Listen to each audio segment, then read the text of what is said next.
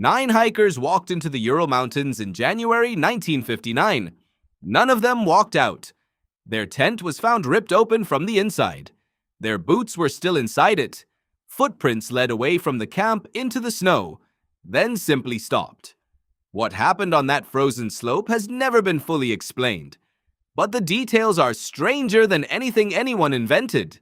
Igor Dyatlov was 23 years old and one of the best wilderness leaders at the Ural Polytechnic Institute. He had planned this expedition for months: 10 students and graduates, skis, supplies for 3 weeks, a route through the northern Urals toward a peak the local Mansi people called Kholat Syakhl. In their language, that name meant Dead Mountain. They set out on January 23rd. The first few days went smoothly. Then a blizzard hit. They made a navigational error and drifted off course. Rather than backtrack to the tree line, Dyatlov made a decision to camp where they were, on the open slope. They would dig in for the night and push on in the morning.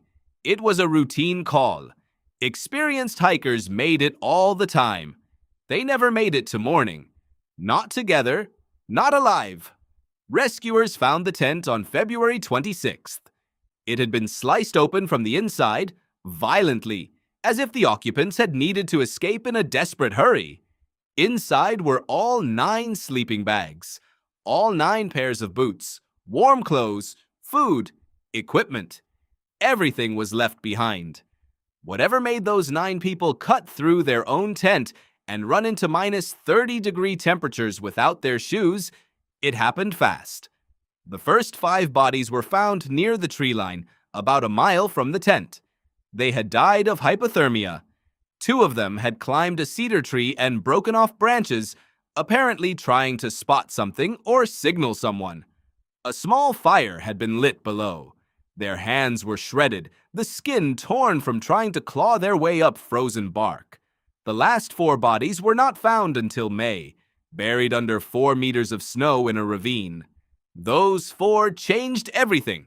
Nikolai Thibaut Brignolel had a fractured skull. Lyudmila Dubinina and 2 others had crushed ribs, the kind of internal damage a forensic examiner said was consistent with being hit by a car. And yet, there were no external wounds, no bruising on the skin.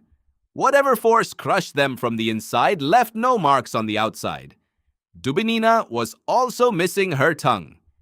Soviet investigators closed the case in May 1959. The official cause of death was listed as an unknown compelling force. The files were sealed. The region was closed to hikers for 3 years. No explanation was ever made public. For decades, the theories multiplied.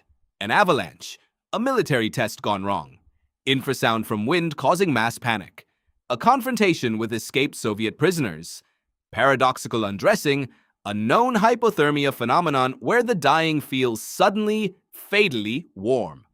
None of the theories fully explained the broken bones. None explained why the tent was cut from inside rather than outside. None explained why experienced mountaineers, people who had survived worse conditions before, fled into the dark without their shoes. In 2019, Russian authorities reopened the investigation. Their conclusion was a small, delayed slab avalanche. Many researchers disagreed. A 2021 study in Communications Earth and Environment used computer simulation to model exactly that kind of snow slab and found it could, under precise conditions, generate the crushing force found on the bodies. But it still required conditions so specific, so narrow, that the debate did not end. It simply shifted.